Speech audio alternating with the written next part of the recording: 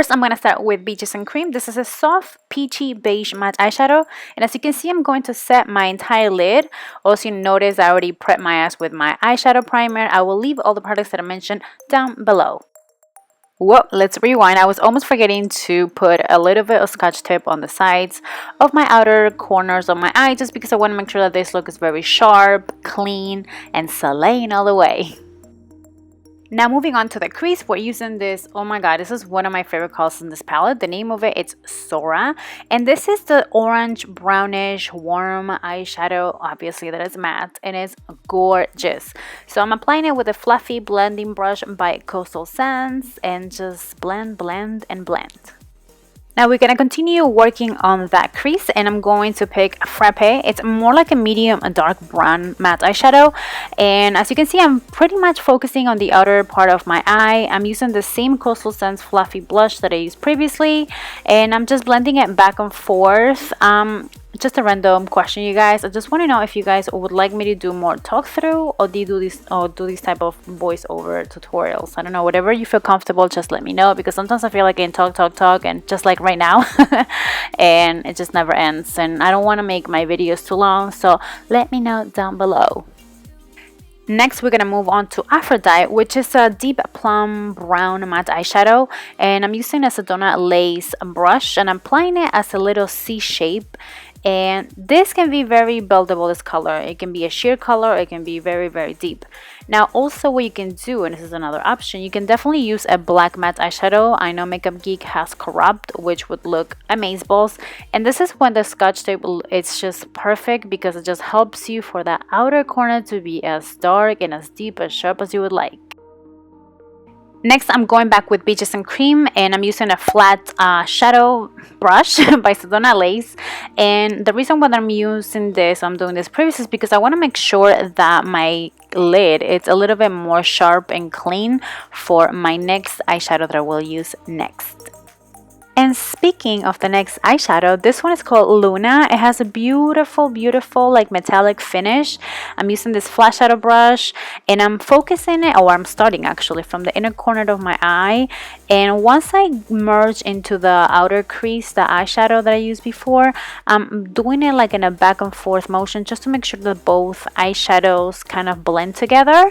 But this is such a stunning color. What I like about this is that you can use a little Fix Plus and just intensify it a little bit more if you'd like.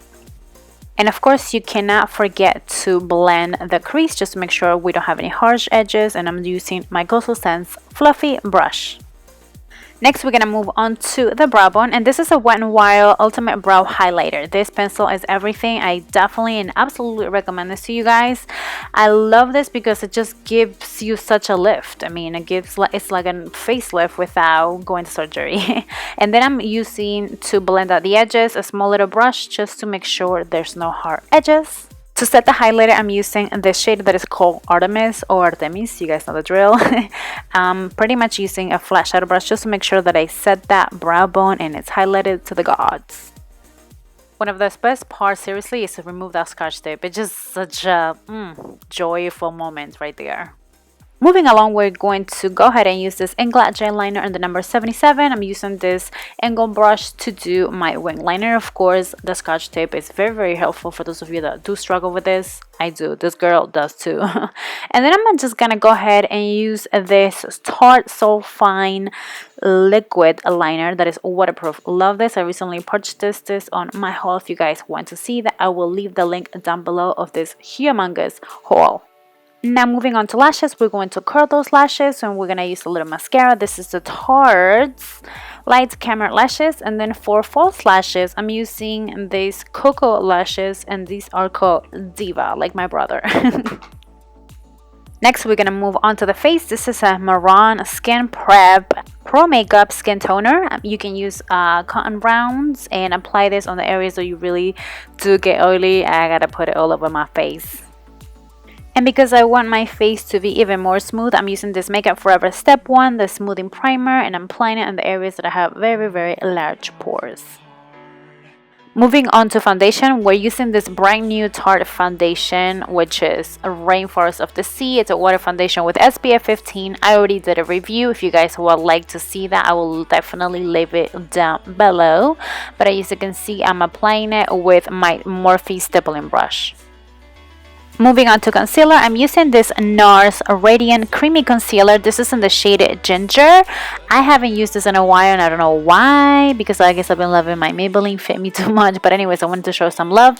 I'm pretty much using this to highlight and obviously cover those dark circles.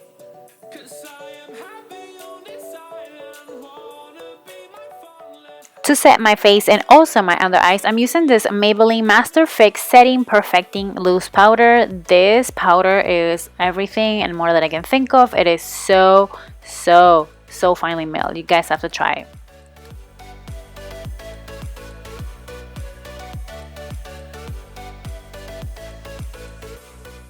Moving on to the waterline, I'm going to use this Marc Jacobs black liner, and I'm applying it, as you can see, on my waterline, and then I'm going to apply it on my tan line, which it didn't show, but I did. And then I'm going to use a small little brush just to smudge it out. Back to the lower lash line, I'm going back with the same eyeshadows that I used on my crease. This is Sora, and I'm using this pencil brush and then just smudge it in. Next, I'm going to move on to frappe, and I'm using the same pencil brush, and I'm going to apply this again on my lower lash line and blend it all in. And last but not least, we cannot forget of Aphrodite, which is a little bit more deeper, and I'm mainly applying it on the outer lower lash line just to intensify it a teeny little bit more. Then we're going to go back with the Tarte Light Camera Lashes Mascara and apply this on my lower lashes. Here I have my Kat Von D Shade and Light, and you can see it's pretty beat up. One of my favorite shades. This one is called Shadow Play, and right in the middle it broke into pieces. And pretty much I'm using it to contour my face.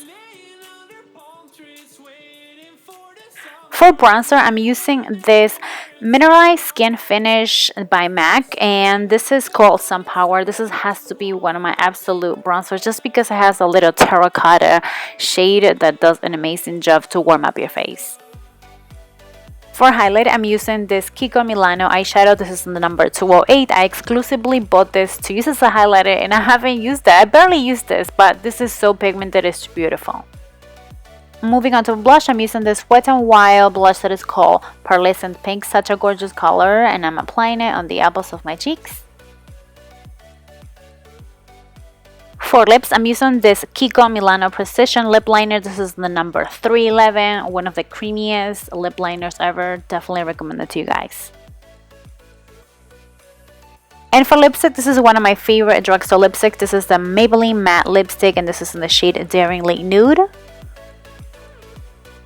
And last but not least, I wanted to touch up with a little gloss. This is the NYX Intense Butter Gloss, and this is in the shade, love this name, Tres Leches.